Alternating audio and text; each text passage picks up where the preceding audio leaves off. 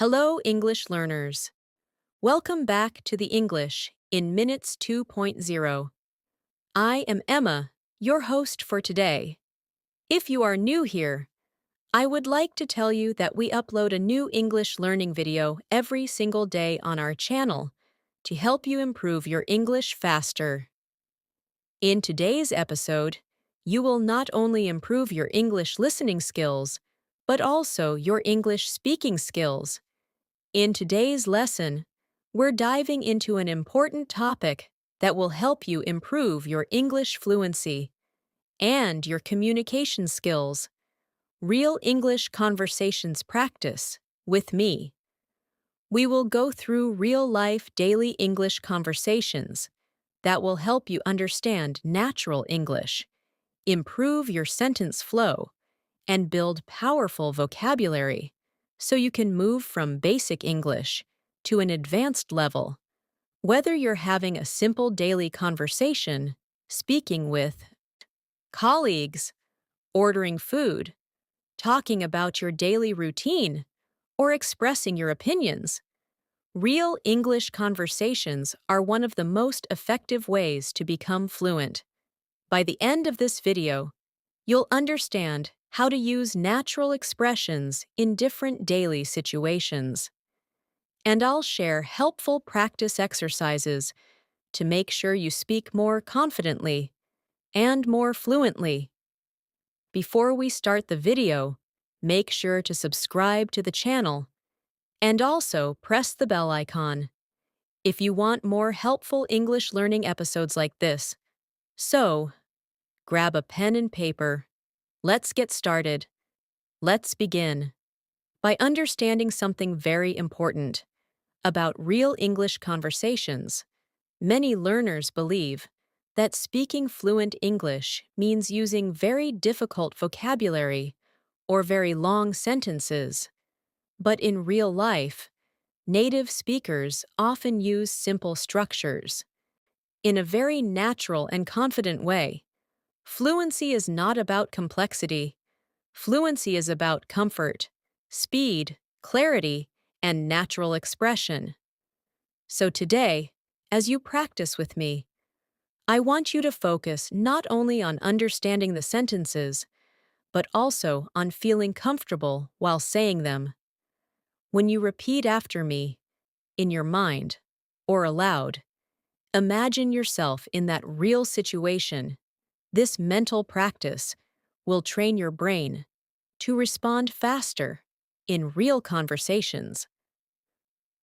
Now, let us start with a very simple daily life situation. Imagine you meet your friend in the morning. Listen carefully to this conversation. Good morning. How are you today? I'm doing well. Thank you. I didn't sleep very well last night, but I feel okay now. How about you? I'm great. I woke up early and went for a short walk. Now, let's analyze this. Notice how simple the sentences are. There is nothing advanced here, but the conversation sounds natural because of the flow. Now, I want you to practice expanding your answers. Instead of saying, I'm fine, try saying, I'm fine. It's been a busy morning already. Repeat that in your mind. I'm fine. It's been a busy morning already. When you add small extra details, you immediately sound more fluent. Now, let's practice variation. I will give you a basic sentence, and then I will upgrade it. Basic sentence. I'm tired. More natural version. I'm a little tired today because I stayed up late, finishing some work. Repeat that, slowly. I'm a little tired today because I stayed up late, finishing some work. Notice how we use a little to soften the sentence. This makes your English sound more polite and natural. Try another one. Basic sentence. I'm happy. Advanced version. I'm really happy with how things are going lately. Repeat it. I'm really happy with how things are going lately. Good. When you add context, you build vocabulary and fluency at the same time. Now, imagine you're at a coffee shop. The barista asks, "What would you like to order?" A very basic answer would be, "Coffee." But we want to improve that. Try saying, "I'd like a medium cappuccino, please." Or even better, "I'd like a medium cappuccino with almond milk, please." Notice the structure. I'd like. This is more polite than saying, "Give me." Now, let's extend the conversation. The barista says, "Would you like anything else?" You respond, "No, that's all for now. Thank you." Repeat that. "No, that's all for now. Thank you."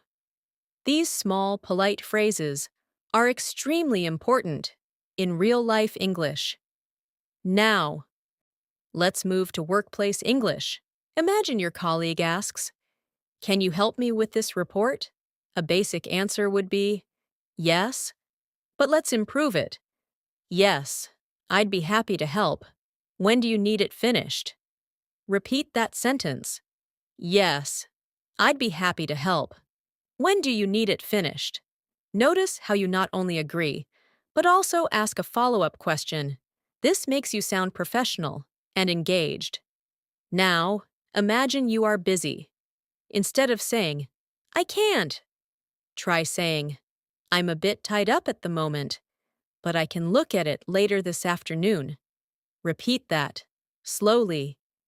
"I'm a bit tied up at the moment, but I can look at it later this afternoon." The phrase, "tied up," is very natural in professional English. Now, let's practice expressing opinions. Many learners struggle with this. Imagine someone asks, "What do you think about this idea?" A weak answer is, "It's good. Let's improve it." "I think it's a great idea because it could save us time and improve efficiency." Repeat that. "I think it's a great idea because it could save us time and improve efficiency." Now, try a more balanced opinion. "I see your point, but I think we should consider other options as well." Repeat that. "I see your point, but I think we should consider other options as well." This structure helps you sound diplomatic and confident. Now, I want you to practice a short conversation with me. Imagine you're talking about your weekend. I say, "How was your weekend?" You respond with more than one sentence. For example, "My weekend was relaxing. I spent time with my family and watched a movie. On Sunday, I cleaned my apartment and prepared for the week." Repeat that whole response, slowly. This is how you build fluency. You connect simple sentences together.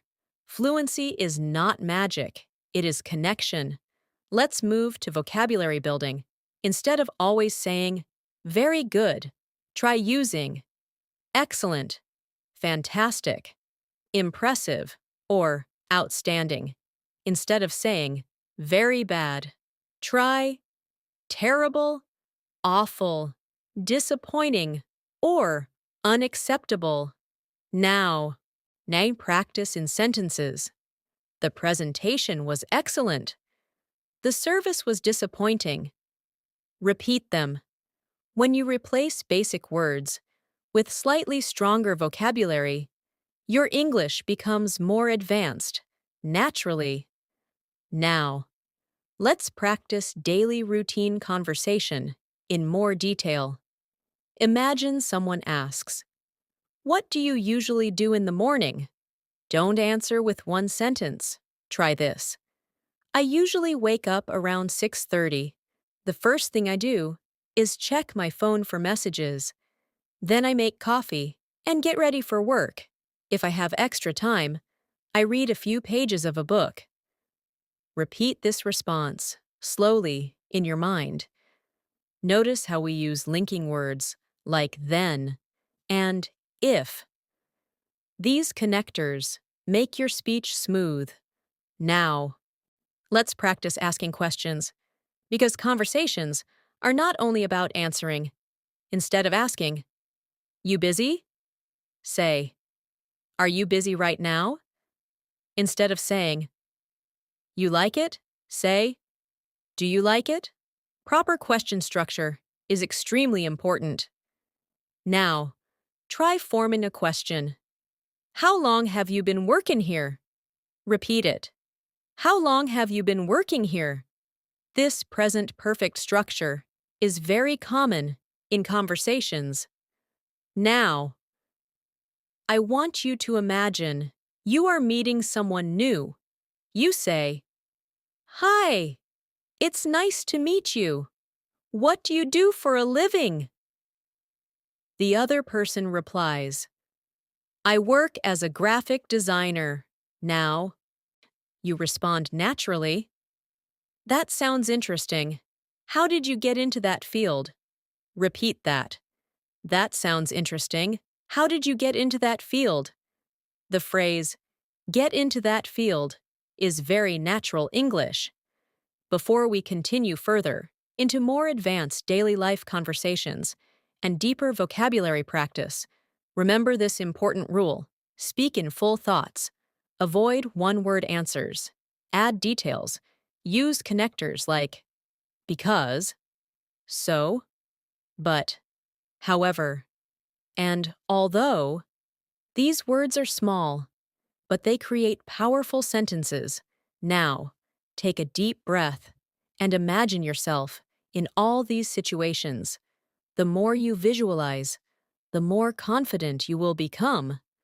Now, we will move into longer real-life conversations, more advanced expressions, emotional vocabulary, and structured practice that will gradually push you from basic to advanced fluency. Now, let's continue by building longer and more natural conversations that you might experience in everyday life. I want you to imagine that you are meeting a friend after a long time. Instead of saying something short like, "Hi, long time," try saying, "Wow, it's been such a long time since we last met. How have you been?" Repeat that slowly. "It's been such a long time since we last met. How have you been?" Notice how we use the present perfect tense here. This tense is extremely common when talking about life experiences and time. Your friend replies, "I've been doing pretty well. Work has been keeping me busy, but I can't complain." Repeat that sentence. "Work has been keeping me busy, but I can't complain."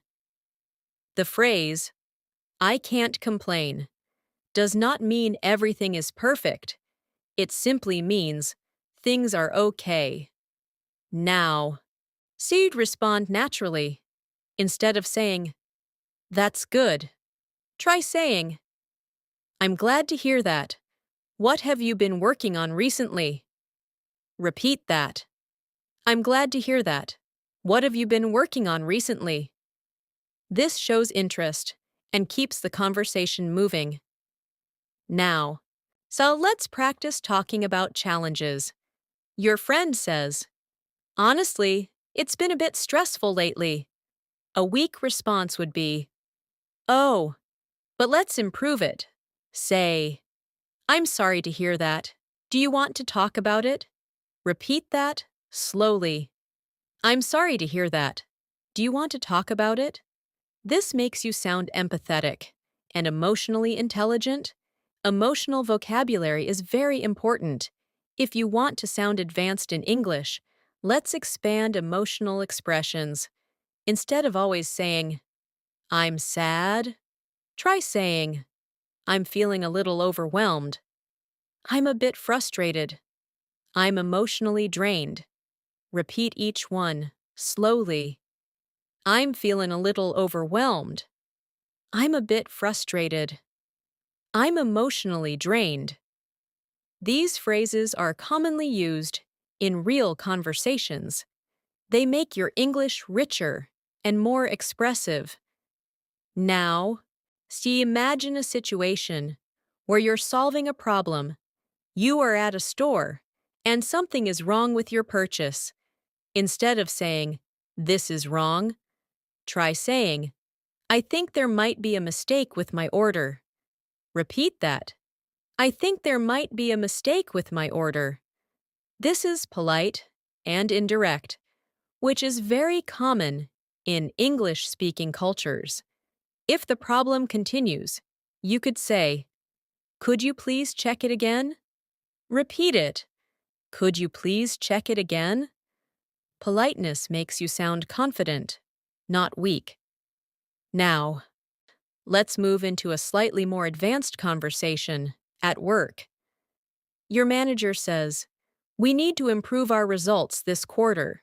Instead of responding with something basic like, "Okay," try saying, "I agree. I think we should focus on improving communication within the team and setting clearer goals." Repeat that sentence slowly. "I agree. I think we should focus on improving communication within the team and setting clearer goals." Notice how you provide a solution. Advanced speakers do not just agree, they contribute. Let's practice disagreeing politely. Imagine someone says, "This plan will definitely work." Instead of saying, "No, it won't," try saying, "I'm not entirely convinced. I think we should evaluate the potential risks first." Repeat that. "I'm not entirely convinced. I think we should evaluate the potential risks first." The phrase, "I'm not entirely convinced," is very natural and professional. Now, let's build a longer daily life conversation about making plans. I say, "Are you free this weekend?" You respond, "I think so. I don't have anything planned yet." What do you have in mind? Repeat that entire response. "I think so. I don't have anything planned yet." What do you have in mind? Notice how you give information and then ask a question. This keeps the conversation balanced. Now, imagine your friend suggests going hiking. Instead of saying, "Okay," try saying, "That sounds like a great idea. I've been wanting to spend more time outdoors." Repeat that. "That sounds like a great idea. I've been wanting to spend more time outdoors." The phrase, "I've been wanting to," shows an ongoing desire. It sounds natural and fluent. Now, let's challenge you a little more. I will give you a situation, and you will build a full response in your mind. The situation is this: someone asks you why you are learning English. Instead of saying, "Because I need it," try saying something longer. For example, "I'm learning English because I want to expand my career opportunities and communicate with people from different countries. I believe it will open many doors for me in the future." Repeat that slowly. Notice how this answer shows purpose and motivation. Now, let's move into storytelling, which is a powerful way to sound advanced. Imagine someone asks, "Tell me about a memorable experience." You could say, "One of the most memorable experiences I've had was when I traveled alone for the first time. At first, I was nervous because I had never been in a foreign country by myself. However, as the days went by, I became more confident and independent." Repeat that paragraph slowly in your mind. Notice how we use connectors like "at first" and "however." These words create smooth transitions. Now, let's practice upgrading simple sentences into more advanced ones. Basic sentence. It was fun. Advanced version. It turned out to be an incredibly rewarding and enjoyable experience. Repeat that. It turned out to be an incredibly rewarding and enjoyable experience. Basic sentence. I learned a lot. Advanced version. I gained valuable insights and learned lessons that I will never forget. Repeat that. When you upgrade vocabulary like this, you move from basic to advanced, naturally. Now, I want you to practice a mini conversation with emotional depth. I say, "You seem different lately. Is everything okay?" You respond, "I've been thinking a lot about my future. I realized that I need to make some changes in my life." Repeat that response. Notice the natural tone. Now, to continue it in your mind, add one more sentence. Maybe say, "I don't want to stay in my comfort zone anymore." This is how you expand ideas. Let's practice giving advice.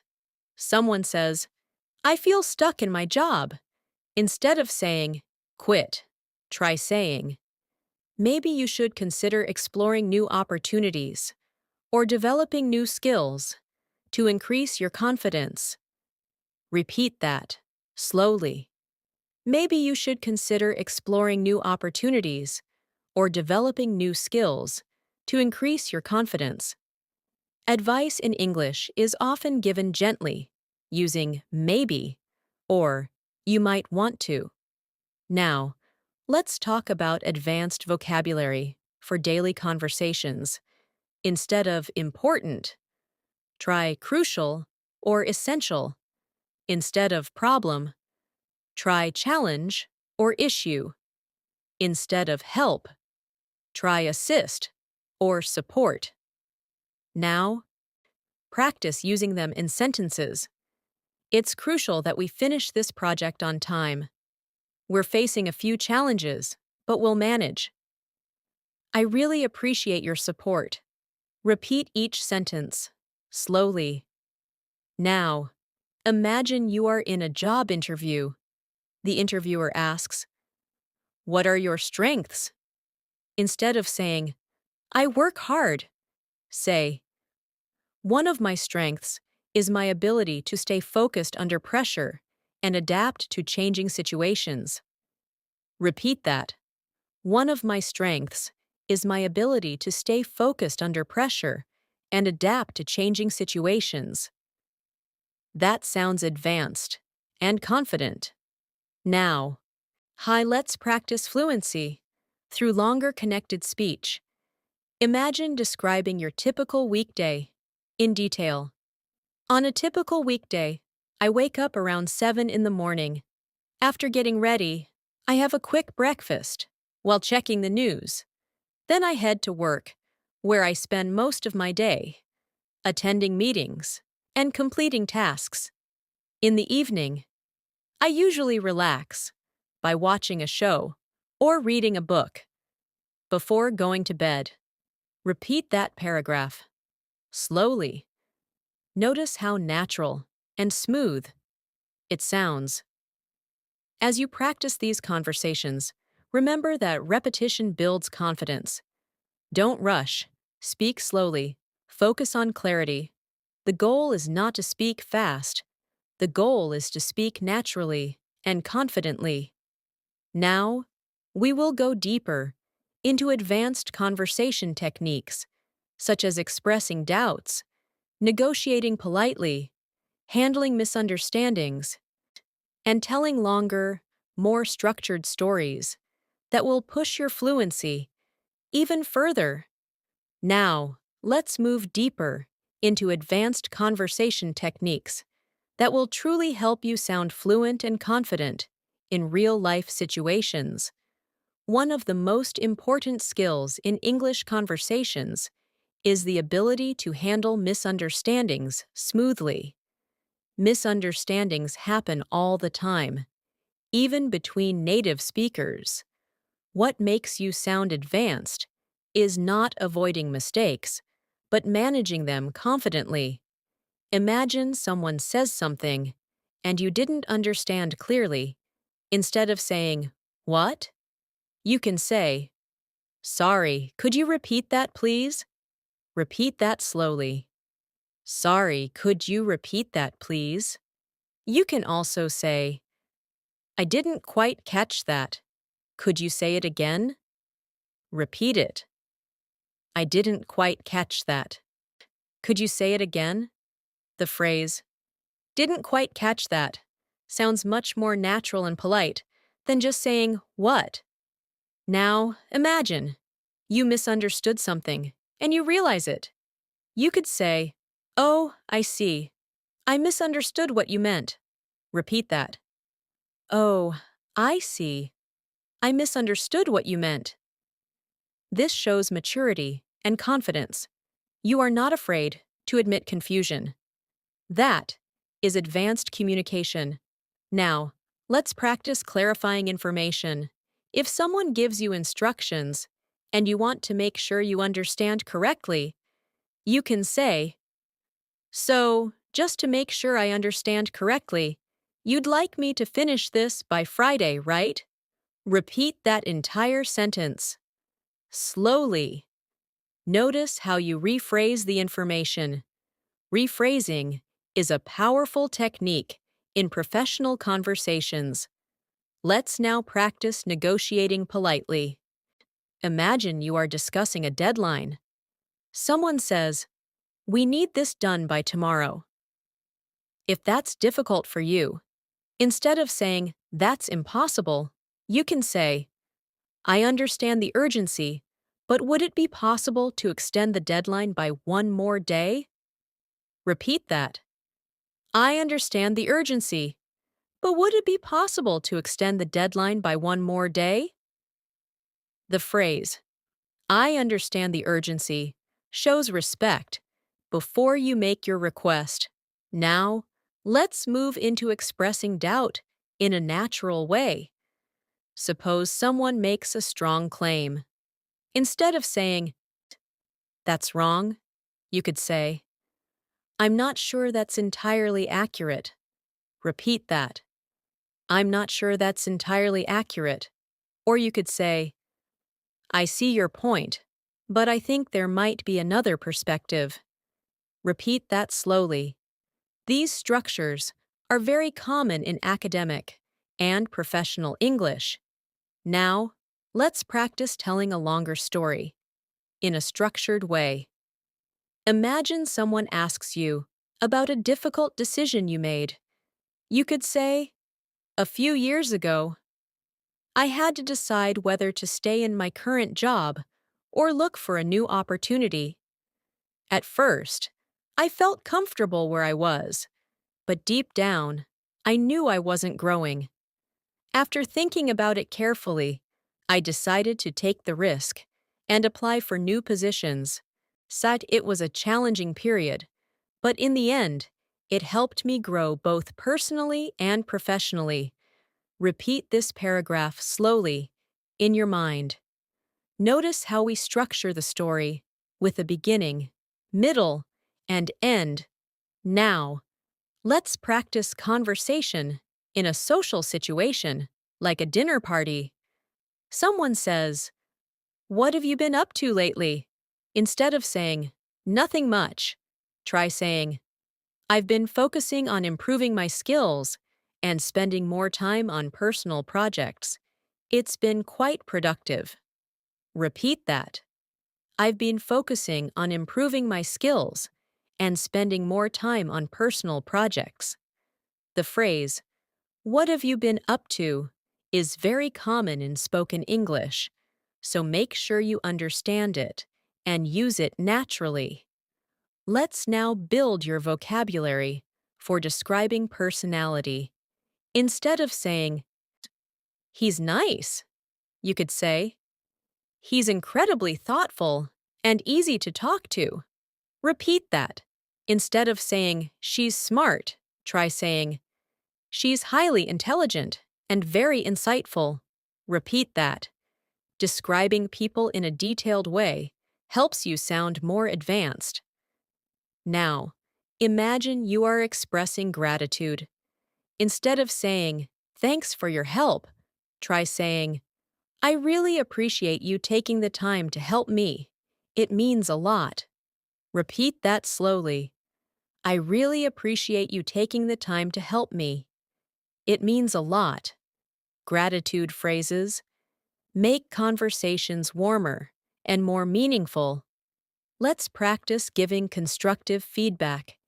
Imagine you are reviewing someone's work. Instead of saying, "This is bad," try saying, "I think this is a good start, but there are a few areas that could be improved." Repeat that sentence.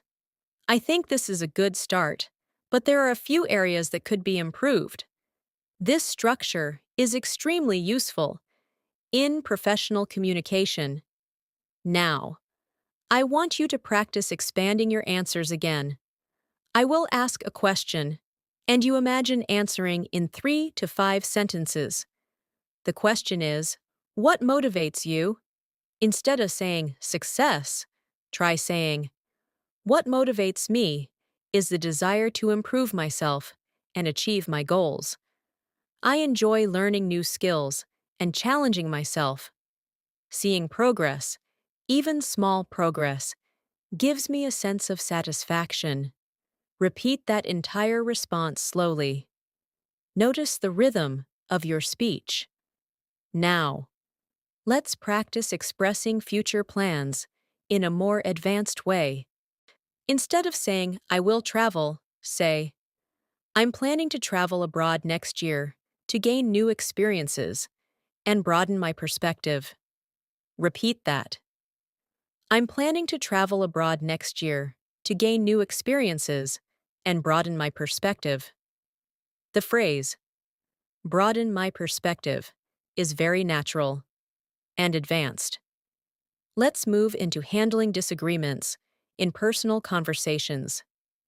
Imagine a friend says, "I think money is the most important thing in life." Instead of reacting emotionally, you can say, "I understand why you feel that way, but I personally believe that relationships and health are just as important." Repeat that. "I understand why you feel that way, but I personally believe." This structure allows you to disagree respectfully. Now, let's practice reacting to good news. Someone says, "I just got promoted." Instead of saying, "Good," say, "That's fantastic news. You really deserve it after all your hard work." Repeat that. "That's fantastic news. You really deserve it." Notice how this sounds enthusiastic and natural. Now, imagine someone shares bad news. They say, "I didn't get the job." Instead of saying, "Okay," try saying, "I'm really sorry to hear that. Don't give up. I'm sure another opportunity will come your way." Repeat that slowly. Encouraging phrases are powerful in real conversations. Now, let's practice linking ideas smoothly. Instead of saying short, separate sentences like, "I was tired, I finished the work," "I went home," try connecting them. "Although I was exhausted, I finished the work and then headed home." Repeat that. "Although I was exhausted, I finished the work and then headed home." Words like although, however, therefore, and meanwhile add sophistication to your speech. Let's challenge you with a longer spontaneous response. Imagine someone asks, "What are your long-term goals?" You could say, "In the long term, I hope to build a stable career that allows me to grow professionally while maintaining a healthy work-life balance. I also want to continue developing my communication skills and expanding my knowledge." Repeat that entire answer slowly. Feel the flow of the sentences. Now, take a moment to reflect. Notice how your responses are becoming longer and more structured. That is the transformation from basic to advanced English. It does not happen in one day, but with consistent practice, your brain begins to think in English instead of translating from your native language. Now, we will practice even longer real-life conversation scenarios, including travel situations, problem-solving discussions, deeper emotional conversations, and advanced vocabulary integration that will continue pushing your fluency forward, step by step. Now, let's move into real-life travel conversations. Because travel situations naturally require spontaneous speaking, problem-solving, and clear communication. Imagine you arrive at an airport and approach the check-in counter. The staff member says, "May I see your passport and ticket?" Instead of handing them silently, you can say, "Of course, here you go." Repeat that slowly. "Of course, here you go." These small phrases make your English sound smooth and natural. Now, imagine there is an issue with your seat. The staff member says, "I'm afraid your seat has been changed." Instead of reacting emotionally, you could say, "I see. Is there any chance I could get an aisle seat instead?"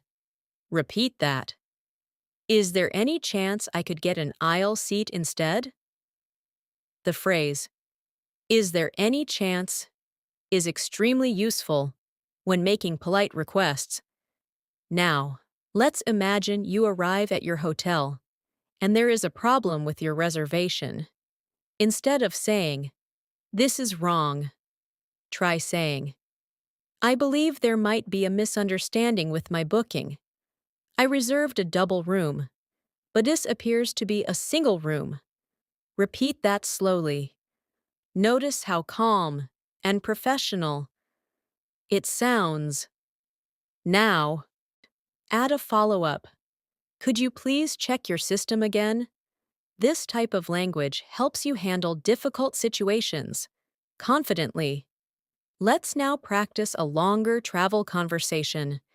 Imagine someone asks, "How was your trip?" Don't answer with just, "It was good." Try this. "The trip was absolutely amazing. At first, I was a bit nervous because it was my first time traveling alone, but everything turned out better than I expected. I met interesting people, explored new places, and learned a lot about different cultures." Repeat that paragraph slowly in your mind. Notice how we used "at first," "but," and to connect ideas. Now, let's move into a deeper emotional conversation. Imagine a close friend asks you, "What has changed the most about you in the past few years?" Instead of giving a short answer, say something reflective. For example, "Over the past few years, I've become more patient and self-aware. I've realized that growth takes time, and I no longer rush the process. I've also learned to value meaningful relationships more than temporary success." Repeat that entire response slowly. This kind of thoughtful speaking shows advanced fluency. Now, let's practice expressing regret in a natural way. Instead of saying, "I'm sorry," you could say, "I regret not taking that opportunity when I had the chance." Repeat that. "I regret not taking that opportunity when I had the chance." Or you might say, "Looking back, I wish I had handled the situation differently." Repeat that slowly. These structures are common in reflective conversations. Now, let's practice problem-solving discussions. Imagine you are part of a team, facing a challenge. Someone says, We're losing customers. Instead of reacting passively, try saying, perhaps we should analyze customer feedback more carefully and identify the main areas of dissatisfaction. Repeat that sentence slowly. Perhaps we should analyze customer feedback more carefully.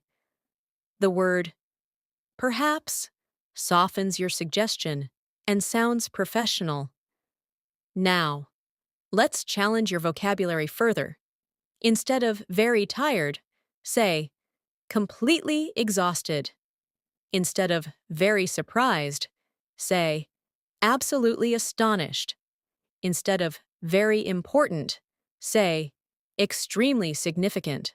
Now, practice them in sentences. I was completely exhausted after the meeting. I was absolutely astonished by the results. This decision is extremely significant for our future. Repeat each one, clearly. Let's now practice reacting in spontaneous conversations. Imagine someone suddenly asks, if you could change one thing about your life, what would it be? Instead of panicking, take a second and respond with structure. If I could change one thing, I would focus more on taking risks earlier in my life. I think stepping out of my comfort zone sooner would have helped me grow faster. Repeat that response slowly. Notice how you use, if I could. This conditional structure is very powerful. Now, let's move into a situation involving conflict resolution. Imagine a colleague says, I feel like you didn't listen to my idea. Instead of becoming defensive, try saying, I'm sorry if it seemed that way. That wasn't my intention. I truly value your input, and I'd like to hear more about your idea. Repeat that carefully. This shows emotional intelligence and advanced communication skills. Now, I want you to practice describing experiences in detail. Imagine you are talking about a challenging day. Yesterday was particularly demanding. I had multiple deadlines to meet, and unexpected problems kept appearing throughout the day. However, despite the pressure, I managed to complete everything on time. Repeat that slowly. The word, despite, is a strong connector that elevates your speech. Let's practice persuasion now. Imagine you are convincing someone to join you in a project. Instead of saying, it's good, say, I truly believe this project has great potential, and your skills would make a significant difference. Repeat that sentence slowly. Persuasive language requires confidence and clarity. Now, let's build a longer conversation about personal growth. Someone asks, what have you learned from your failures? You could respond, I've learned that failure is not the end, but rather a stepping stone toward improvement. Every mistake has taught me something valuable, whether it's resilience, patience, or adaptability. Repeat that entire answer slowly. Notice how philosophical vocabulary makes your speech richer. Now, let's integrate everything into a longer flowing response. Imagine someone asks, how do you handle stress? Instead of saying, I relax, try saying, when I feel stressed, I try to take a step back and analyze the situation calmly. I remind myself that most problems are temporary and can be solved with patience and effort. I also make sure to take short breaks to clear my mind. Repeat that paragraph slowly and clearly. Now, let's practice advanced conversation connectors that improve flow. Words like, furthermore, in addition, on the other hand, and as a result, help you connect ideas smoothly. For example, I enjoy working independently. However, I also value teamwork because it allows for diverse perspectives. Repeat that. I enjoy working independently. However, I also value teamwork. This contrast structure is very common in advanced English. Now, imagine you are explaining a complex idea. Someone asks, "Why is communication important?" You could respond, "Communication is essential because it builds understanding and prevents misunderstandings. Without clear communication, even simple tasks can become complicated." Furthermore, effective communication strengthens relationships, both personally and professionally. Repeat that slowly. Notice the structured explanation. Now, I take a moment and feel your progress. You are no longer responding with one or two words. You are expressing complete ideas, emotions, and opinions with clarity. This is how you move from basic to advanced English. Now, we will continue with even more dynamic real-life conversations, including financial discussions, health-related conversations, advanced storytelling, and deeper vocabulary expansion that will stretch your fluency to an even higher level. Now, let's continue by practicing conversations related to money and financial discussions, because this is an area where many learners feel uncomfortable due to vocabulary limitations. Imagine a friend asks you, "Are you saving money for anything specific?" Instead of answering, "Yes," try saying, "Yes, I'm currently saving up for a long vacation and also trying to build an emergency fund." Repeat that slowly. I'm currently saving up for a long vacation and also trying to build an emergency fund. The phrase saving up for is very natural in everyday English. Now, imagine someone asks, "How do you manage your expenses?" You could say, "I try to keep track of my spending and set a monthly budget to avoid unnecessary expenses. It helps me stay financially disciplined." Repeat that. I try to keep track of my spending. The phrase keep track of is extremely common and useful. Now, let's practice discussing a financial problem. Imagine you say, "So, I've been struggling to balance my expenses lately because unexpected bills keep coming up." Repeat that sentence slowly. Notice how we use struggling to balance instead of simply saying, "I have a problem." Now, imagine someone gives advice. They might say, "You might want to review your spending habits and prioritize essential costs." Repeat that. You might want to review your spending habits. This is polite advice language again. Now, let's move into health-related conversations. Imagine someone asks, "How have you been feeling recently?" Instead of saying, "I'm fine," you could say, "I've been feeling a bit run down lately, so I'm trying to get more rest and eat healthier." Repeat that slowly. I've been feeling a bit run down lately. The phrase run down means tired or low on energy. It sounds natural and conversational. Now, imagine you are describing a healthier lifestyle. Over the past few months, I've started exercising regularly and paying closer attention to my diet. As a result, I feel more energetic and focused. Repeat that entire response. Notice how, as a result, clearly shows cause and effect. Let's now practice visiting a doctor.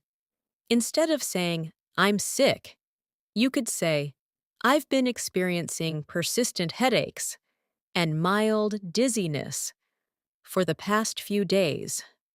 Repeat that slowly. I've been experiencing persistent headaches. The word persistent makes your vocabulary more advanced. Now, imagine the doctor asks, "Have you been under a lot of stress?" You respond, "Yes. Work has been quite demanding lately, and I haven't had much time to relax." Repeat that sentence carefully. Now, let's move into a deeper conversation about life priorities.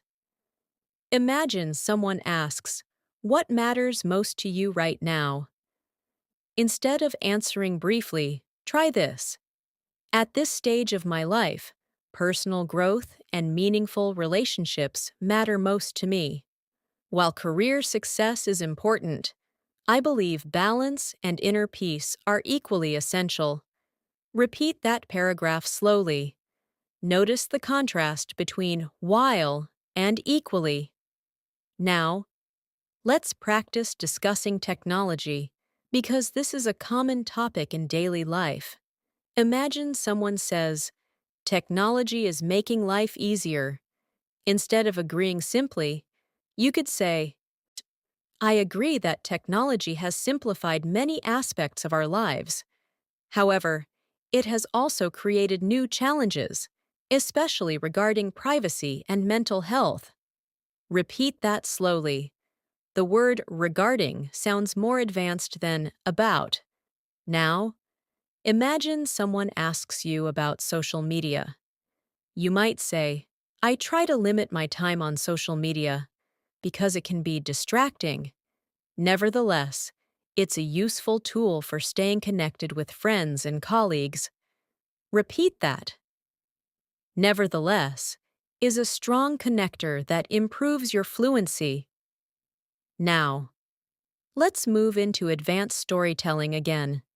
Imagine someone asks you about a turning point in your life. You could say, "While one significant turning point in my life occurred when I decided to step outside my comfort zone and pursue a new career path. Although it was risky, the experience taught me resilience and adaptability." Repeat that entire story slowly.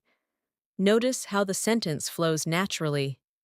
Now, let's practice expressing uncertainty.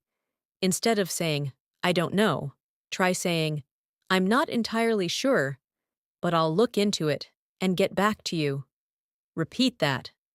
"I'm not entirely sure, but I'll look into it." This sounds responsible and professional.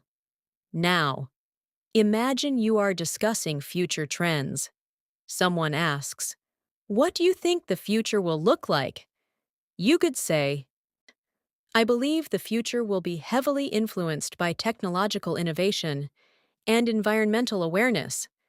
As society evolves, adaptability will become more important than ever." Repeat that slowly. Notice how, "as society evolves," adds depth to your answer. Now, let's practice giving compliments in a meaningful way. Instead of saying, "Good job," say, "You handled that situation with impressive professionalism and confidence." Repeat that sentence slowly. Meaningful compliments strengthen relationships. Now, imagine you are apologizing sincerely. Instead of saying, "Sorry," say, "I sincerely apologize for the inconvenience this may have caused. I take full responsibility for the mistake." Repeat that carefully. The phrase, "I take full responsibility," sounds mature and advanced. Now, let's practice discussing goals again, but with more detail. Imagine someone asks, "Where do you see yourself in 5 years?" Instead of giving a simple answer, try this. "In 5 years, I see myself in a position where I can contribute meaningfully to my field while continuing to grow both personally and professionally. I hope to have developed stronger leadership skills and a broader global perspective." Repeat that entire answer slowly. Now, let's move into a spontaneous debate-style conversation. Someone says, Success is only measured by money. You could respond, while financial stability is certainly important, I believe success should also be measured by happiness, fulfillment, and the positive impact we have on others. Repeat that slowly. Notice the structure. While, I believe. Now, let's practice describing a challenging relationship. We had different expectations, which eventually led to misunderstandings. However, through honest communication, we managed to resolve our differences. Repeat that carefully. The phrase eventually led to is very useful in storytelling. Now, I want you to imagine a full flowing conversation where you combine many of these skills.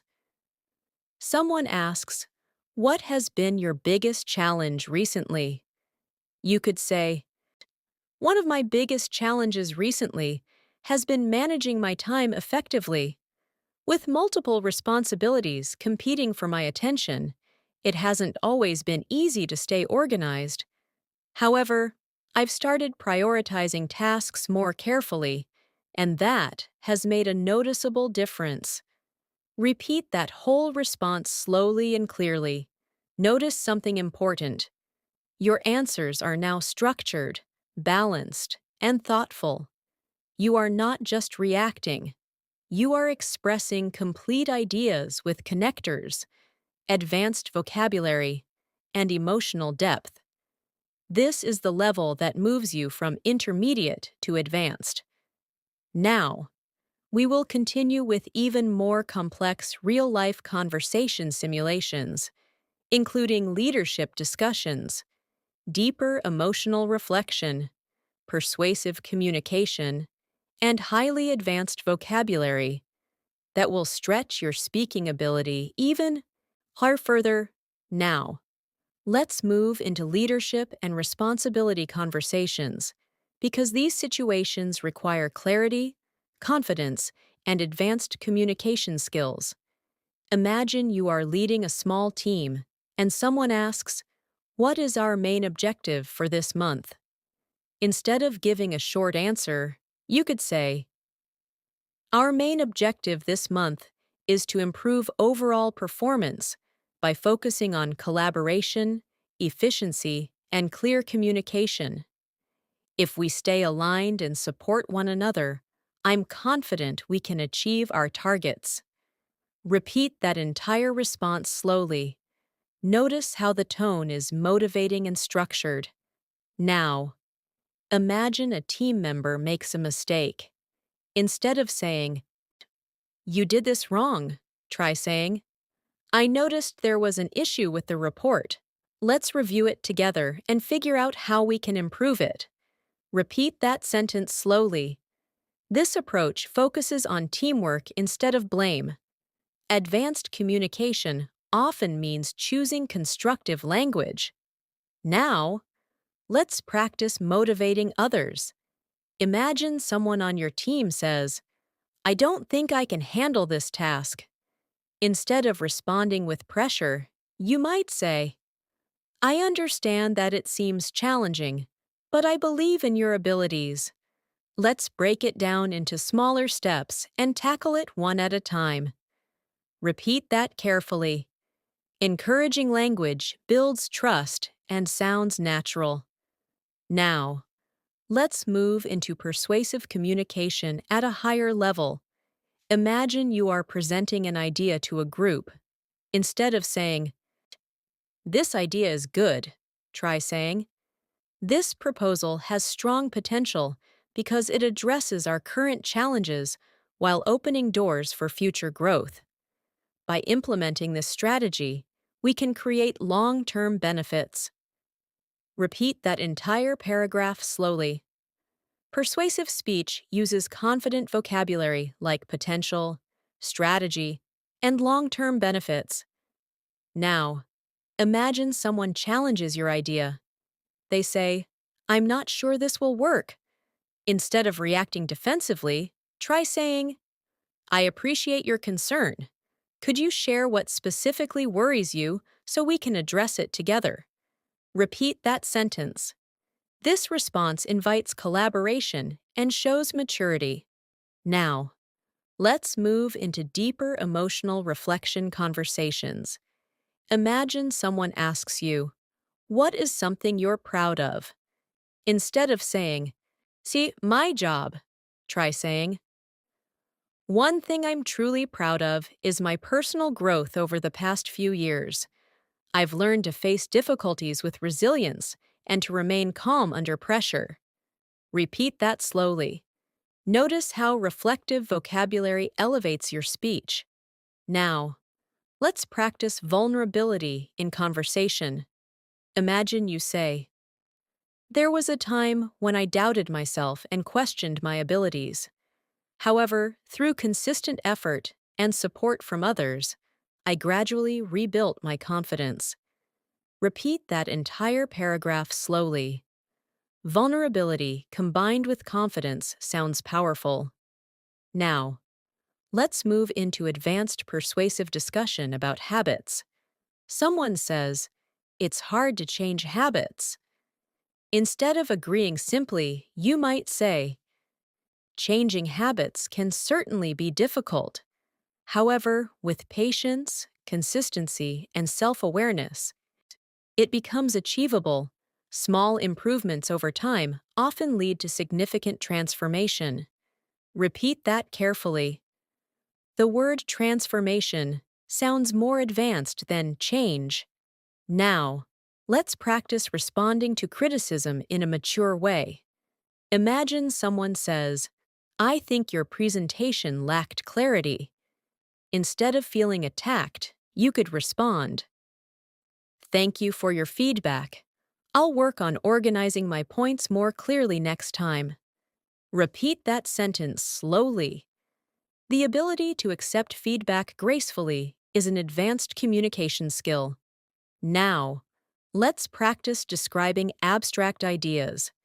Imagine someone asks, "What does success mean to you?" You could say, "To me, success is not merely about achievements or recognition. It's about growth, balance, and making a meaningful contribution to others." Repeat that slowly. Notice how "not merely about" sounds sophisticated.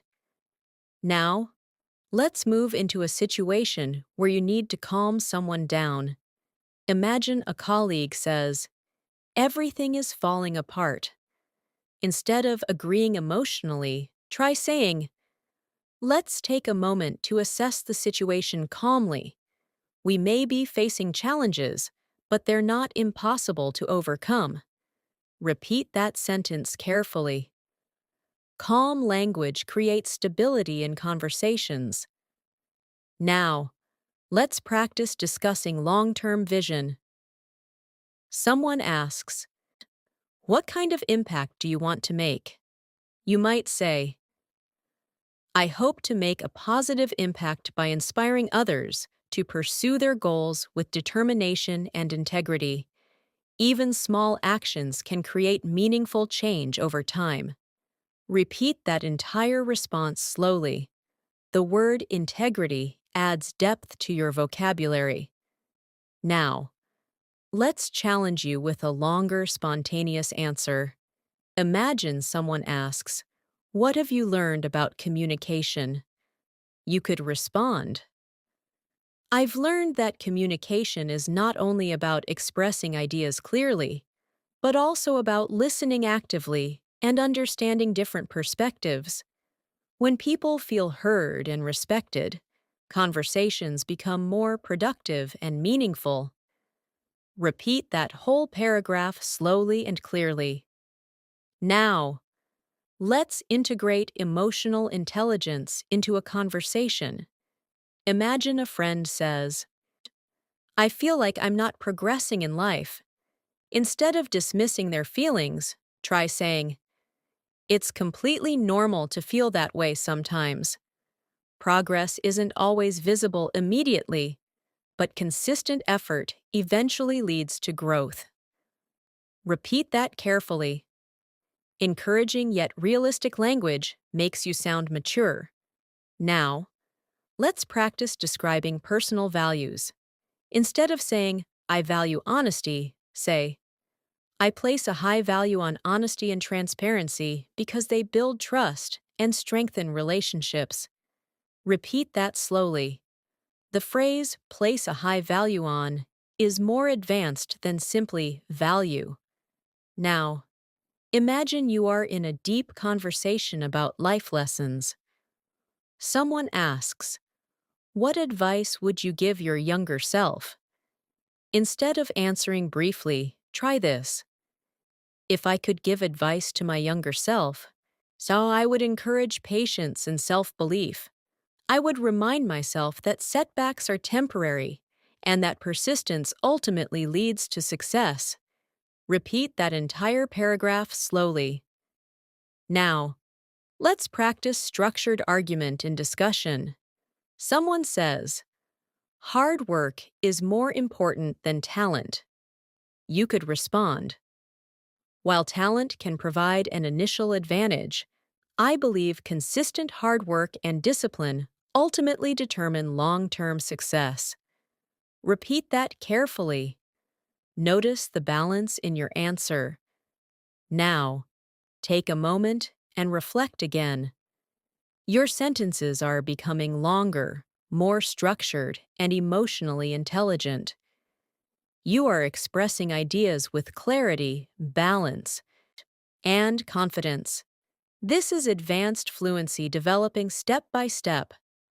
Now, we will move into highly advanced conversation simulations, including philosophical discussions, complex problem-solving dialogue, storytelling with emotional layering, and high-level vocabulary integration that will stretch your English to an even more sophisticated level.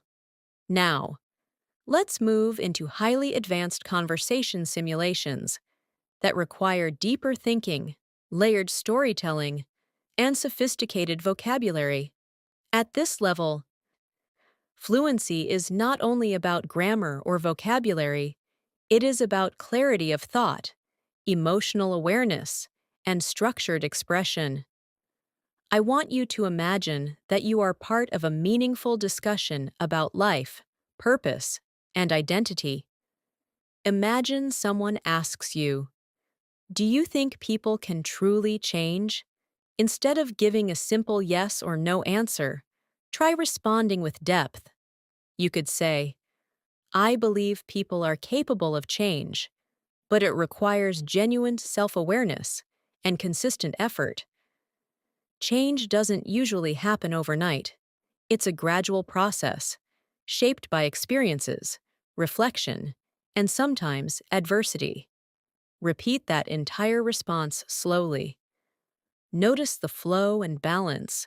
Words like genuine, gradual, and adversity elevate your vocabulary.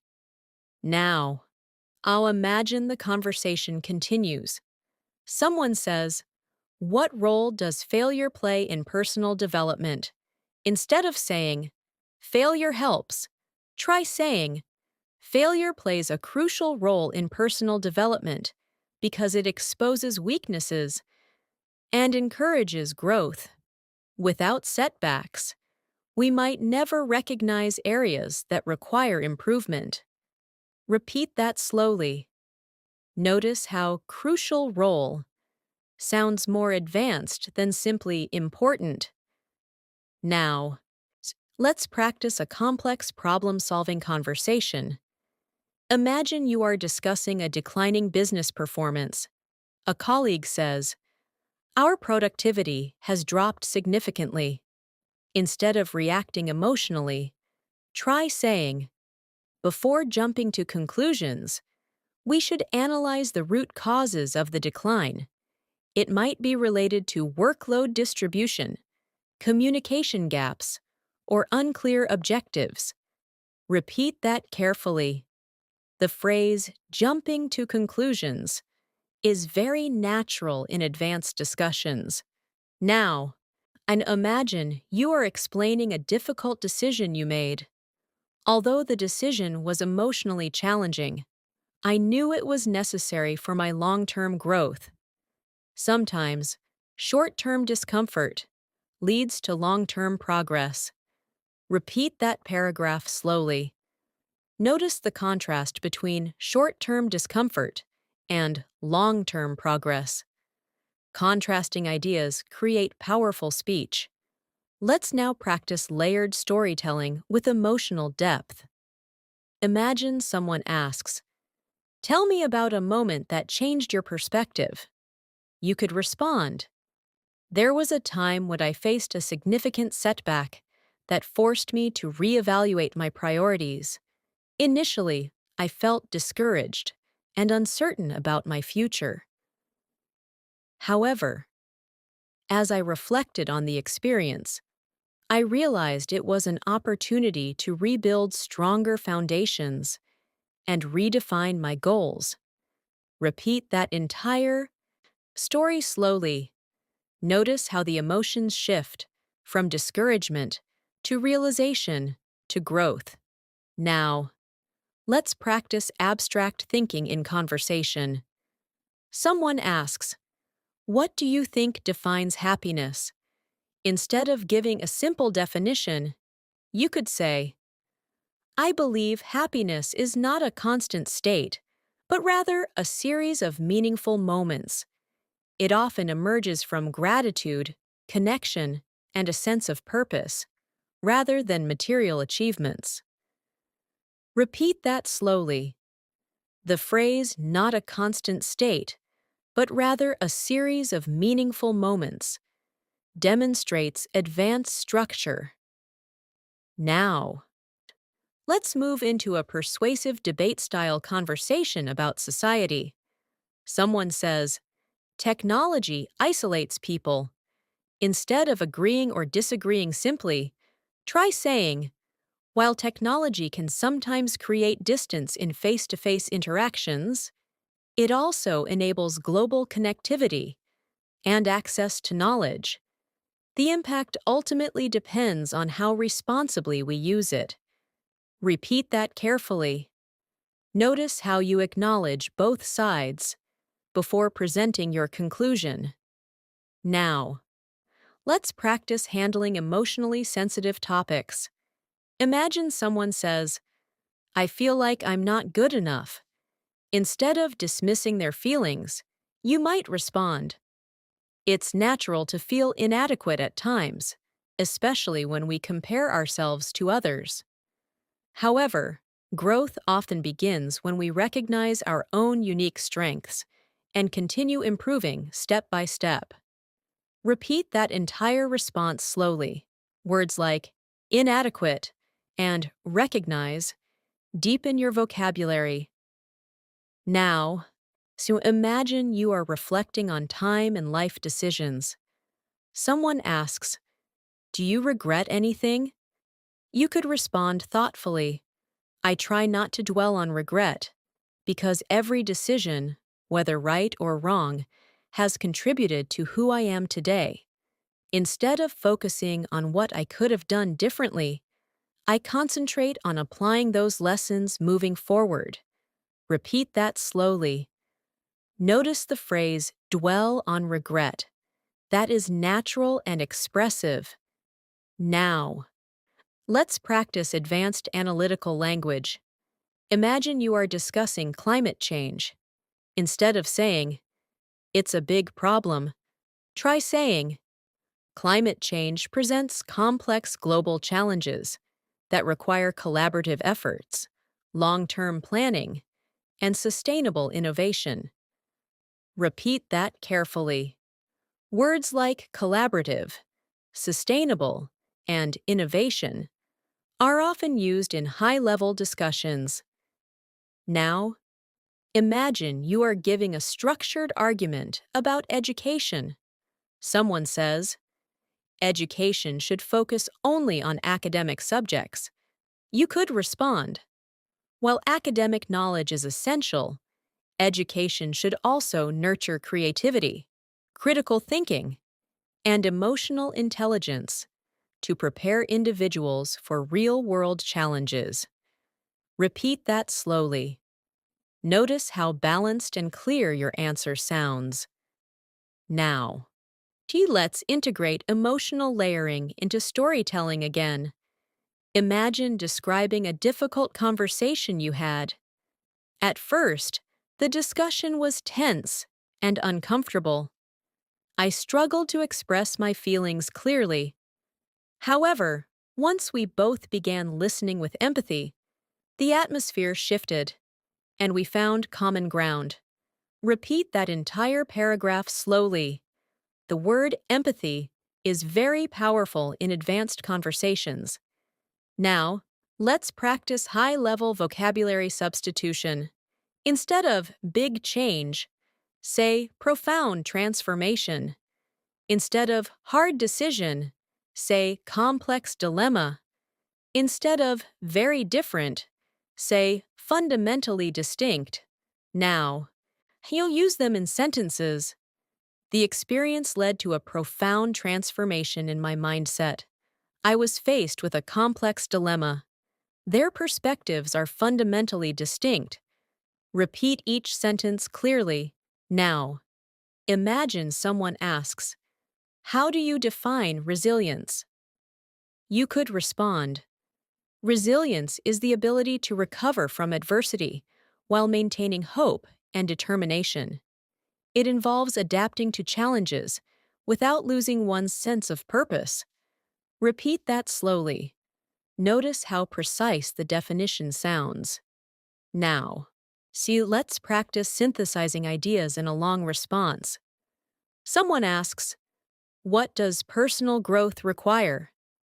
You might say, "Personal growth requires self-reflection, discipline, and a willingness to confront uncomfortable truths. It also demands patience, because meaningful progress rarely happens instantly. Over time, consistent effort shapes character and builds confidence." Repeat that entire paragraph slowly and clearly. Now, unpause and reflect again. Your language is now layered, thoughtful, and analytical. You are using complex structures naturally. This is no longer basic conversation. This is high-level communication that can function in academic, professional, and philosophical discussions. Now, we will continue expanding with advanced scenario-based dialogue, spontaneous argument construction, storytelling with even greater nuance, and integrated vocabulary mastery that will continue strengthening your fluency toward complete confidence. Now, let's continue by moving into even more nuanced and spontaneous conversation scenarios where you must think clearly, organize ideas quickly, and respond with confidence.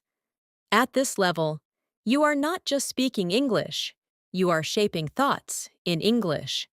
That shift is what transforms fluency from mechanical to natural. Imagine you are part of a discussion about work-life balance. Someone asks, "Do you think it's possible to truly balance career and personal life?" Instead of giving a short answer, you could say, "I believe achieving perfect balance is challenging, especially in demanding professions. However, with clear boundaries and intentional time management, it's possible to create a healthier rhythm between work and personal life." Repeat that slowly. Notice the phrase, "create a healthier rhythm." That sounds thoughtful and expressive. Now, imagine someone responds, "But isn't ambition more important than balance?" Instead of rejecting their idea, try saying, "Ambition is certainly important because it drives progress and achievement. Nevertheless, without balance, long-term sustainability becomes difficult." Repeat that carefully. The word sustainability here is not about the environment. It refers to maintaining energy and well-being over time. Now, let's move into ethical discussions. Imagine someone asks, should success justify any action? Instead of saying no, try responding with depth. I don't believe success should justify unethical behavior. While results matter, the process and integrity behind those results are equally significant. Repeat that slowly. The phrase equally significant strengthens your argument. Now, let's practice spontaneous explanation of a concept. Imagine someone asks, what does leadership mean to you? You could say, leadership is not merely about authority or control. It's about influence, responsibility, and the ability to inspire others to move toward a shared vision. A true leader empowers people rather than dominating them. Repeat that entire paragraph slowly. Notice how structured it feels. Now, let's practice advanced comparison language. Instead of saying, why, this option is better, try saying, compared to the alternative, this option appears more efficient and cost-effective in the long run. Repeat that carefully. The phrase in the long run is very common in advanced discussion. Now, imagine you are describing a complex challenge. The situation is multifaceted, involving financial constraints, time limitations, and differing expectations among stakeholders. Repeat that slowly. The word multifaceted immediately raises the level of your vocabulary. Let's now practice high-level storytelling with greater nuance. Imagine someone asks, tell me about a time you overcame fear. You could respond, cite, there was a period when I hesitated to pursue opportunities because I feared failure and judgment. Over time, I realized that avoiding risk limited my growth. Gradually, I began taking small steps outside my comfort zone, and those steps ultimately reshaped my confidence. Repeat that entire story slowly. Notice how the emotional journey unfolds progressively. Now, let's move into strategic thinking conversation. Imagine a colleague says, we need faster results. Instead of saying, we'll try, you could say, if we want faster results, we may need to reallocate resources and streamline our current processes. Efficiency often improves when responsibilities are clearly defined. Repeat that carefully. The word streamline is excellent for professional English. Now, so let's practice discussing uncertainty about the future. Someone asks, are you worried about what lies ahead? You could respond, while the future is unpredictable, I prefer to focus on preparation rather than fear.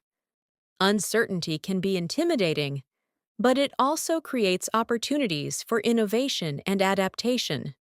Repeat that slowly. The phrase, what lies ahead, sounds more advanced than simply the future. Now, imagine you are analyzing a personal weakness.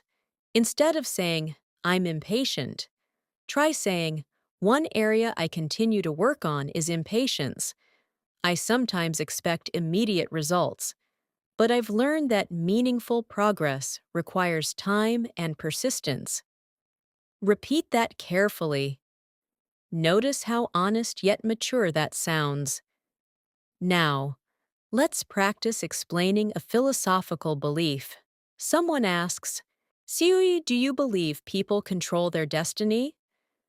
You might say, I believe individuals have significant influence over their direction in life. However, external circumstances also play a role. Ultimately, resilience and adaptability determine how we respond to those circumstances. Repeat that entire response slowly. The phrase significant influence sounds precise and advanced. Now, let's practice synthesizing multiple ideas in one answer. Imagine someone asks, What makes a society strong? You could respond, a strong society is built on mutual respect, equal opportunity, and a commitment to justice. In addition, access to education and open dialogue fosters innovation and social cohesion. Repeat that carefully. Words like cohesion and fosters strengthen your fluency. Now, let's move into high-level emotional intelligence again. Someone says, I feel lost. Instead of giving simple encouragement, try saying, feeling lost can sometimes indicate that you're in a period of transition. These moments, though uncomfortable, often precede significant growth and clarity. Repeat that slowly. Notice the gentle but powerful tone. Now, imagine you are concluding a long discussion. Instead of saying, that's it, you could say, in conclusion, while the issue is complex, thoughtful analysis and collaborative effort can lead to meaningful solutions. Repeat that carefully. The phrase thoughtful analysis adds sophistication. Now, let's integrate everything into a long flowing response to a broad question. Imagine someone asks, what does it take to live a meaningful life? You could respond, living a meaningful life requires intentionality, self-awareness, and a commitment to continuous growth. It involves cultivating meaningful relationships, contributing positively to others, and maintaining integrity even in challenging situations. While perfection is unattainable, consistent effort toward personal and collective improvement shapes a life of purpose. Repeat that entire paragraph slowly and clearly. Feel the structure, the clarity, and the confidence in your speech.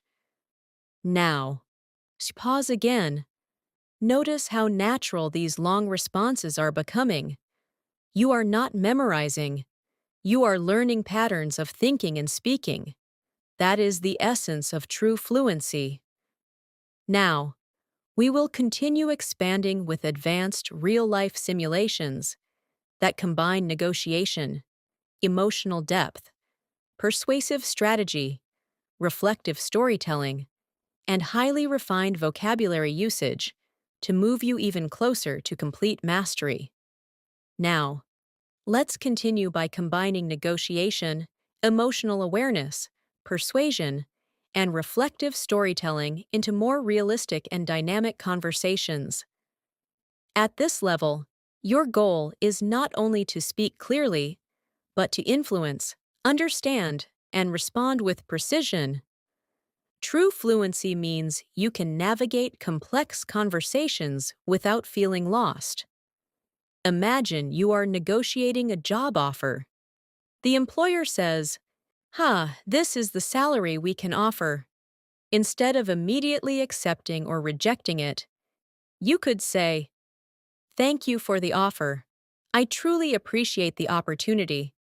Based on my experience and the responsibilities of this role, I was hoping for a slightly higher range. Is there room for discussion? Repeat that entire response slowly. Notice how respectful and confident it sounds. The phrase, is there room for discussion, is extremely useful in negotiations. Now, imagine the employer responds, our budget is limited. Instead of reacting negatively, you might say, I understand budget constraints can be challenging. In that case, would it be possible to discuss additional benefits or professional development opportunities? Repeat that carefully. This shows flexibility and strategic thinking. Now, let's move into conflict resolution in personal relationships. Imagine someone says, you never listened to me. Instead of defending yourself immediately, try saying, I'm sorry you feel that way. That wasn't my intention. I'd really like to understand your perspective better. Repeat that slowly. The phrase, "I'd really like to understand your perspective," shifts the conversation from blame to understanding. Now, imagine a deeper emotional conversation. A friend says, "I'm afraid of failing again." Instead of giving simple reassurance, you could say, "Fear of failure is natural, especially after disappointment. However, each setback provides insight that can guide future success. The key is to learn rather than withdraw." Repeat that entire response slowly. Notice how the word withdraw adds emotional nuance. Let's now practice persuasive strategy in a team discussion. Someone says, "Why should we invest in this new idea?" Instead of saying, "Because it's good," try saying, "Investing in this idea positions us ahead of our competitors and demonstrates our commitment to innovation. While there are risks involved, the potential rewards outweigh the initial challenges." Repeat that carefully. Notice the balanced structure between risk and reward. Now, imagine you are asked to mediate between two people who disagree.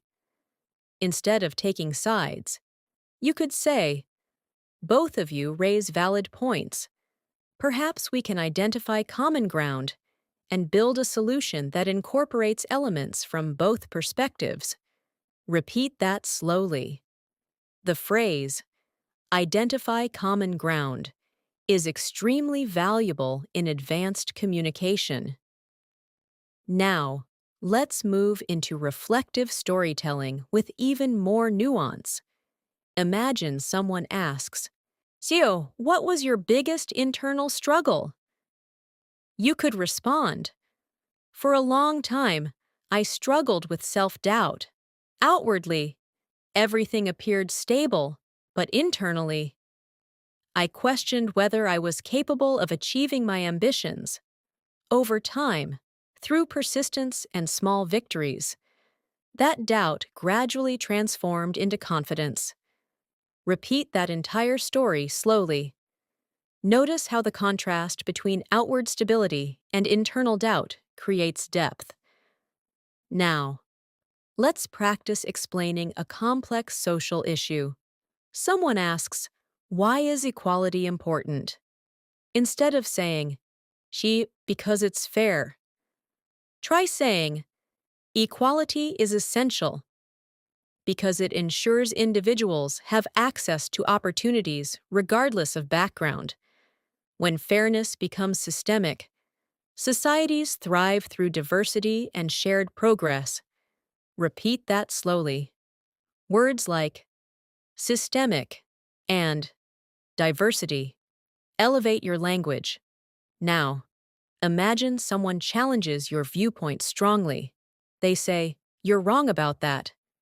Instead of escalating the situation, you might respond, "I respect your opinion.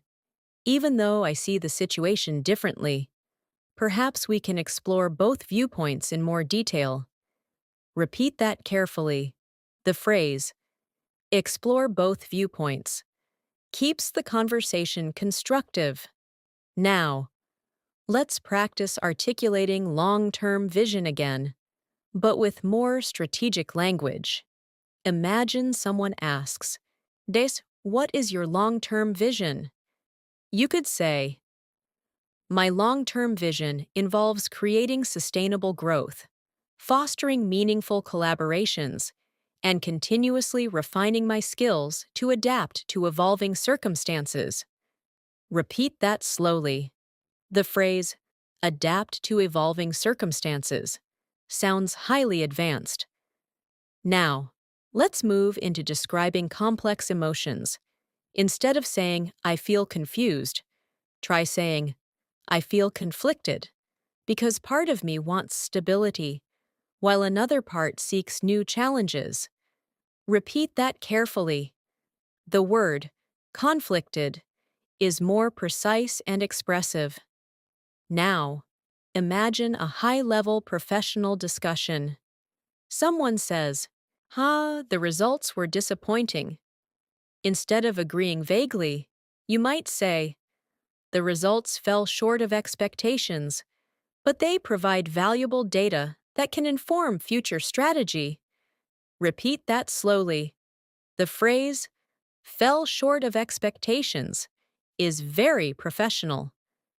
Now, let's practice structured reflection on growth. Imagine someone asks, "What has maturity taught you?" You could respond, "Maturity has taught me that not every battle is worth fighting, and thus silence can sometimes be more powerful than argument. It has also taught me to prioritize long-term peace over short-term satisfaction." Repeat that entire response slowly. Now, imagine you are asked to inspire others. Someone says, "How do you stay motivated?" Instead of saying, "I just do," try saying, "I stay motivated by reminding myself of my purpose and the impact I hope to make. When motivation fades, discipline carries me forward." Repeat that slowly. Notice how powerful that sounds. Now, let's integrate everything into one extended, layered response. Imagine someone asks, "What does growth truly require?" You could say, "Growth requires courage to confront weaknesses, patience to endure slow progress, and humility to accept guidance. It also demands resilience when obstacles arise, and gratitude for lessons learned along the way." Ultimately, growth is less about external achievement and more about internal transformation. Repeat that entire paragraph slowly and clearly. Feel the rhythm and structure. Now, dear, pause again. You are speaking in paragraphs, not fragments. You are structuring arguments, acknowledging different perspectives, and layering emotional intelligence into your communication. This is advanced fluency in action. Now, we will continue with even more integrated real-life simulations that combine leadership, crisis communication, abstract reasoning, ethical dilemmas, and spontaneous intellectual discussion to move you closer to complete mastery. Now, let's move into crisis communication and high-pressure conversations, because true fluency is tested when emotions are intense and decisions must be made quickly. In calm situations, it is easier to speak clearly, but in moments of stress, your ability to organize thoughts and remain composed becomes essential. Imagine you are part of a team facing an unexpected crisis. Someone says, "Everything is going wrong. We're running out of time." Instead of panicking, you could respond, "Let's pause for a moment and evaluate the situation objectively. If we prioritize the most urgent tasks and delegate responsibilities efficiently, we can regain control." Repeat that entire response slowly. Notice how calm and structured it sounds. Words like evaluate, prioritize, and delegate are powerful in professional contexts.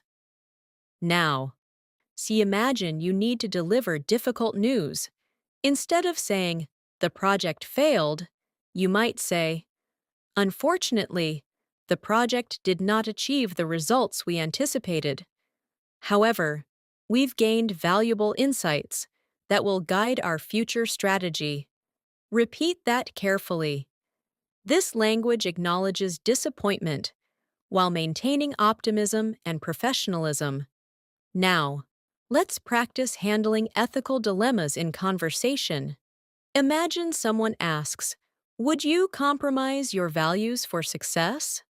Instead of answering quickly, try saying, "I believe compromising core values may lead to short-term gains, but it often results in long-term consequences." Integrity builds trust, and trust is difficult to restore once lost. Repeat that slowly. Notice the contrast between short term and long term. Now, imagine you are mediating a serious disagreement. One person says, "This was entirely your fault." Instead of escalating the situation, you could say, "Assigning blame may not solve the issue. Instead, let's focus on identifying what went wrong and how we can prevent it in the future." Repeat that carefully. The phrase "assigning blame may not solve the issue" keeps the discussion constructive. Now, let's move into abstract reasoning and intellectual discussion. Someone asks, "Is progress always positive?" Instead of saying yes or no, you could respond, "Progress often brings innovation and improvement. However, it can also introduce unforeseen consequences. The key lies in responsible implementation and thoughtful reflection." Repeat that slowly. Notice how balanced the argument feels. Now, imagine someone challenges your reasoning. They say, "That's unrealistic." Instead of becoming defensive, you might respond, "It may seem ambitious, but many transformative ideas initially appeared unrealistic." Progress frequently begins with bold thinking. Repeat that carefully. The phrase "transformative ideas" strengthens your vocabulary.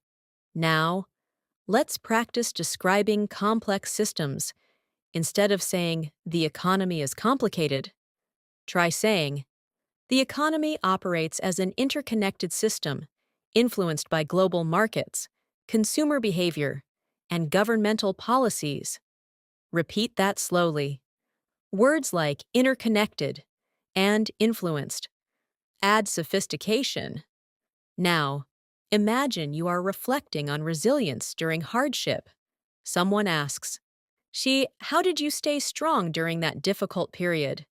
You could say, "I focused on what I could control rather than what I couldn't. By maintaining perspective and seeking support from others, I gradually rebuilt my stability." Repeat that entire response slowly. The phrase "maintaining perspective" is very natural and mature. Now, let's practice crisis reassurance. Imagine someone says, "I think everything is falling apart." Instead of dismissing their fear, try saying, "It may feel overwhelming right now, but crises often reveal strengths we didn't know we had." Let's approach this step by step. Repeat that carefully. Notice how calm reassurance builds trust. Now, let's move into philosophical exploration of responsibility. Someone asks, "Do individuals have a duty to improve society?" You could respond, "While individuals cannot solve every societal issue alone, collective responsibility begins with personal accountability. Small actions, when multiplied across communities, create significant impact." Repeat that slowly. The phrase "collective responsibility begins with personal accountability" sounds strong and advanced. Now, imagine a spontaneous intellectual discussion about artificial intelligence. Someone says, "I will replace human creativity." Instead of reacting emotionally, you might say, "Artificial intelligence may automate certain processes, but human creativity involves emotional nuance and ethical reasoning that extend beyond algorithms." Repeat that carefully. Notice the word nuance. It signals high-level vocabulary. Now, let's practice layered persuasion again. Imagine you are advocating for mental health awareness. Instead of saying, "Mental health is important," try saying, "Prioritizing mental health strengthens not only individual well-being, but also organizational productivity and societal resilience." Repeat that slowly. Words like resilience and organizational productivity elevate your fluency. Now, imagine you are concluding a crisis meeting. Instead of saying, "Let's try harder," you could say, "Although the situation is challenging, I'm confident that through collaboration, transparency, and strategic planning, we can navigate these difficulties successfully." Repeat that carefully. Notice the confidence and clarity. Now, let's practice describing personal transformation in a mature way. Imagine someone asks, "Oh, what shaped your character the most?" You might respond, "Adversity shaped my character more than success ever could. Facing setbacks forced me to develop patience, humility, and resilience that comfort alone would never have cultivated." Repeat that entire response slowly. The contrast between adversity and comfort adds emotional power. Now, let's integrate ethical reasoning, emotional intelligence, and strategic thinking into one extended answer. Imagine someone asks, "What defines true leadership during a crisis?" You could say, "True leadership during a crisis requires composure, transparency, and decisive action. It demands empathy toward those affected and the courage to make difficult choices. Above all, it involves maintaining integrity while guiding others through uncertainty." Repeat that entire paragraph slowly and clearly. Now, pause again and recognize your progress. You are navigating intellectual discussions, ethical dilemmas, crisis communication, and philosophical reasoning with structured clarity. Your vocabulary is refined, your tone is balanced, and your ideas are layered. This is advanced mastery taking shape. Now, we will continue expanding with spontaneous debate simulations, advanced analytical thinking, persuasive argument refinement, and deeply reflective storytelling to move you even closer to full fluency and confidence. Now, let's continue by moving into spontaneous debate simulations and refined argument construction, because at this level, fluency means you can respond intelligently even when you haven't prepared your answer in advance.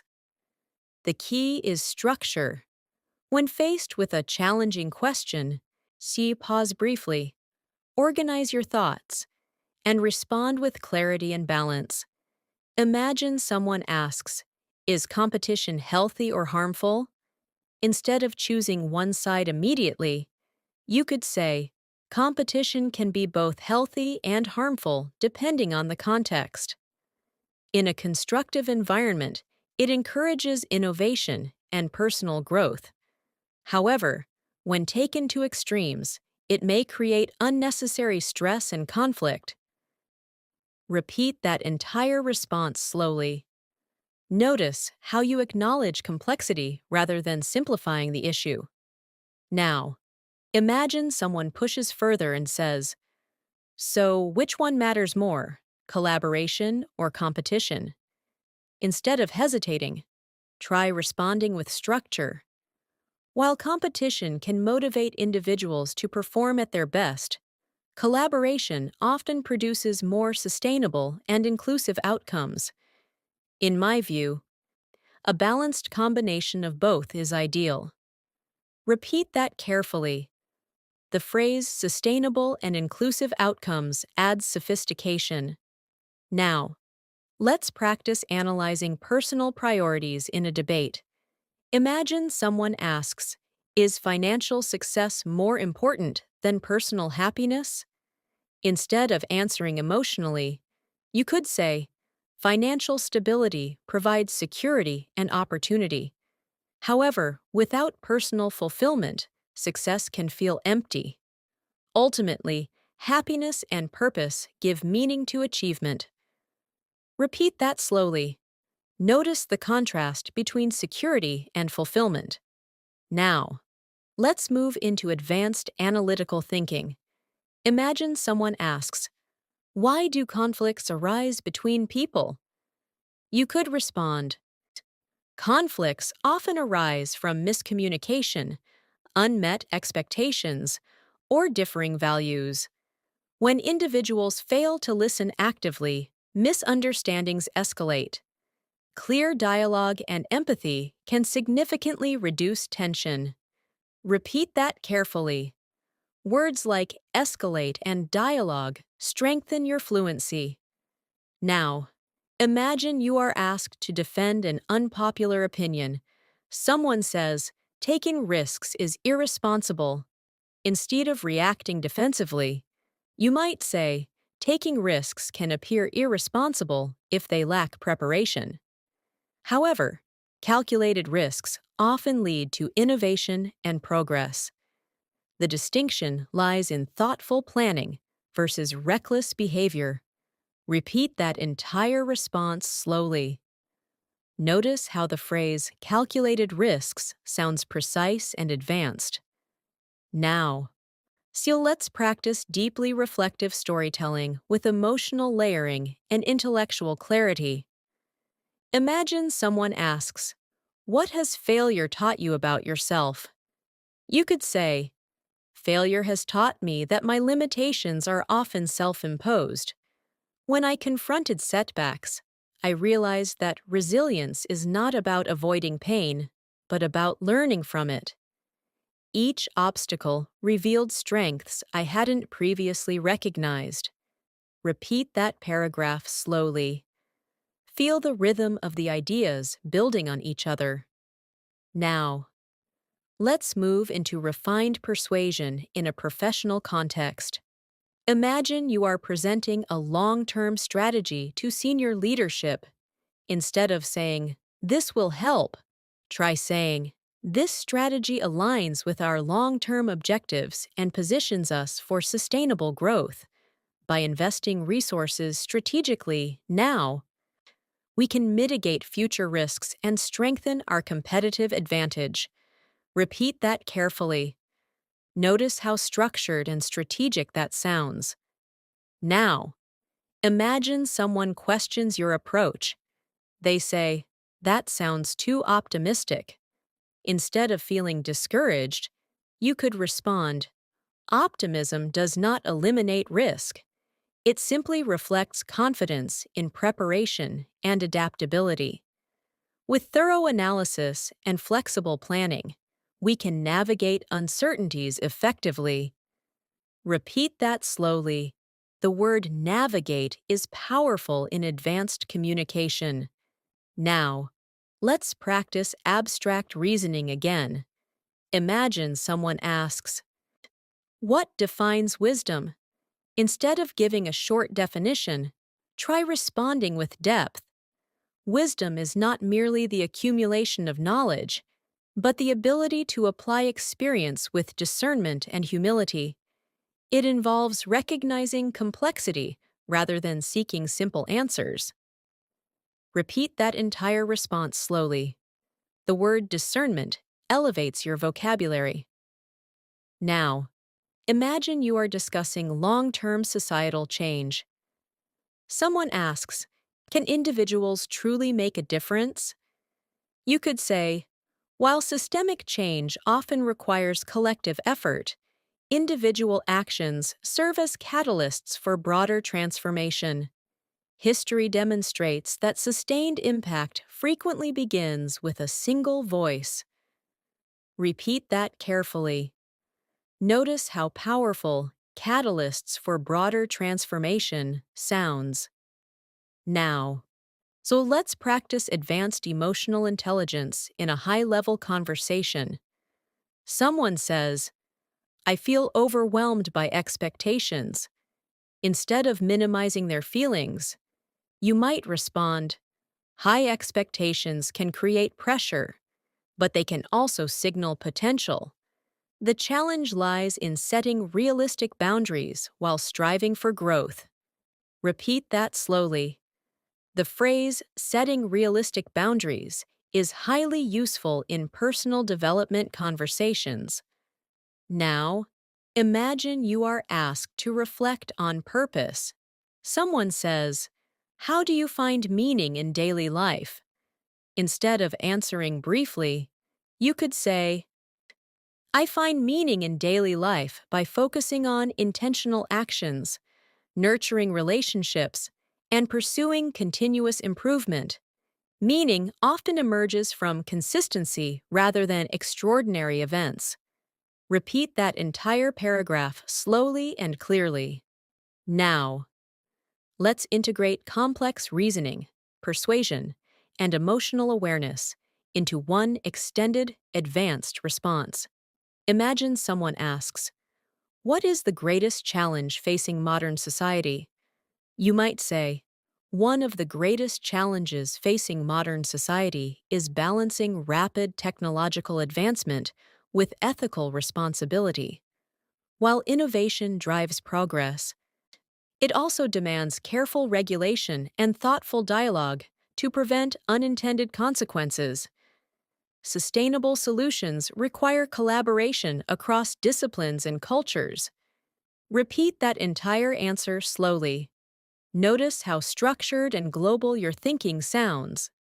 Now, pause again and reflect on how far your speech has evolved. You are constructing layered arguments, balancing perspectives, integrating advanced vocabulary, and maintaining emotional intelligence. Your responses are no longer reactive. They are deliberate and composed.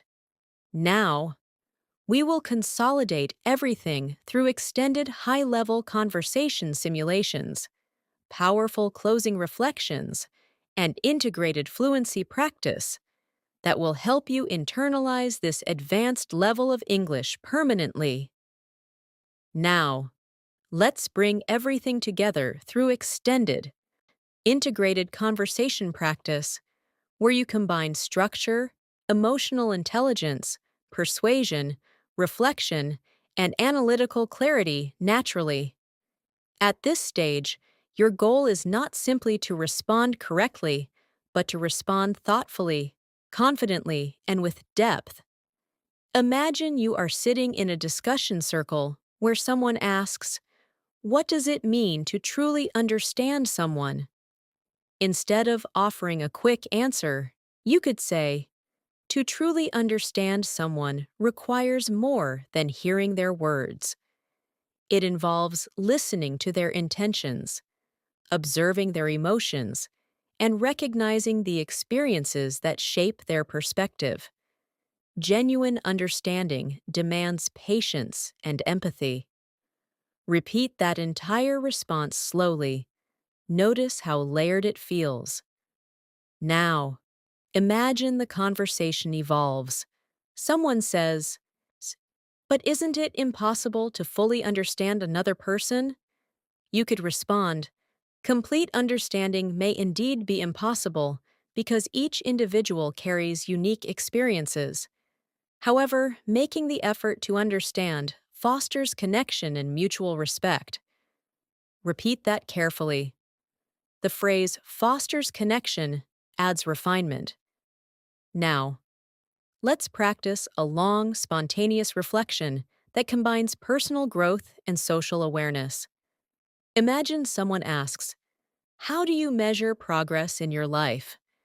Instead of saying, "By achievements," try saying, "I measure progress not only by external achievements, but also by internal development.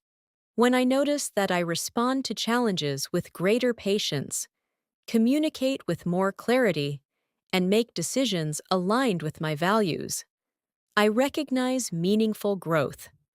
Repeat that entire paragraph slowly. Feel the rhythm and clarity. Now, imagine you are participating in a complex professional discussion.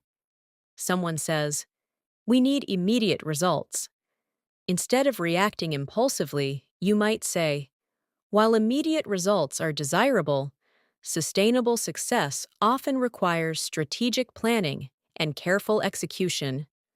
Rushing without preparation may produce short-term gains, but long-term instability. Repeat that carefully. Notice how you balance urgency with caution. Now, let's practice intellectual humility in conversation. Imagine someone presents an argument you hadn't considered. Instead of resisting, you could say, "That's an insightful perspective. I hadn't considered that angle before. Let me reflect on it further." Repeat that slowly.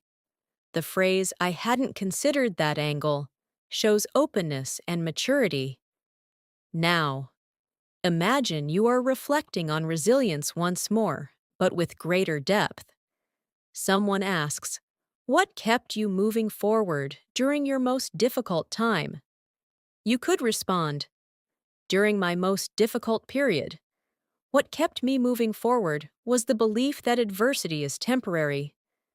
I reminded myself that even the most intense storms eventually pass," leaving space for renewal and clarity. Repeat that entire response slowly. Notice how metaphor strengthens your language. Now, let's practice synthesizing multiple ideas into one comprehensive answer. Imagine someone asks, "What defines a meaningful conversation?" You could say, "A meaningful conversation is defined by authenticity, mutual respect, and the willingness to engage beyond superficial topics. It requires active listening, thoughtful responses, and the courage to express vulnerability." Repeat that carefully. The structure is balanced and complete. Now, imagine a high-level debate about ambition and contentment. Someone asks, "Should we always strive for more?" Instead of choosing extremes, you could say, "Striving for improvement fuels growth and innovation. However, constant dissatisfaction can undermine peace. The challenge lies in pursuing excellence while appreciating present accomplishments." Repeat that slowly. Notice the balance between ambition and gratitude. Now, let's practice describing internal transformation with refined vocabulary. Imagine someone asks, "What changed the way you see the world?" You might respond, "Exposure to diverse perspectives reshaped the way I interpret challenges and opportunities. I realized that assumptions often limit understanding, and curiosity expands it." Repeat that entire paragraph slowly. The contrast between limitation and expansion creates clarity. Now, imagine you are asked to offer final advice to someone beginning their journey. Instead of saying something simple, try this. As you begin your journey, remember that growth is rarely linear. There will be setbacks, moments of doubt, and unexpected obstacles. However, persistence, self-awareness, and adaptability will guide you forward. Repeat that carefully. Notice how structured and reassuring it sounds. Now, let's integrate advanced analytical, emotional, and philosophical thinking into one extended response. Imagine someone asks, "What is the ultimate key to long-term success?" You could say, "The ultimate key to long-term success lies in the integration of discipline, integrity, and continuous learning. Discipline ensures consistency, integrity builds trust, and learning sustains adaptability. Together, these elements create a foundation strong enough to withstand uncertainty." Repeat that entire response slowly and clearly. Feel the weight and clarity of your words. Now, pause and reflect on your progress throughout this entire session. At the beginning, you may have responded with short answers and limited vocabulary.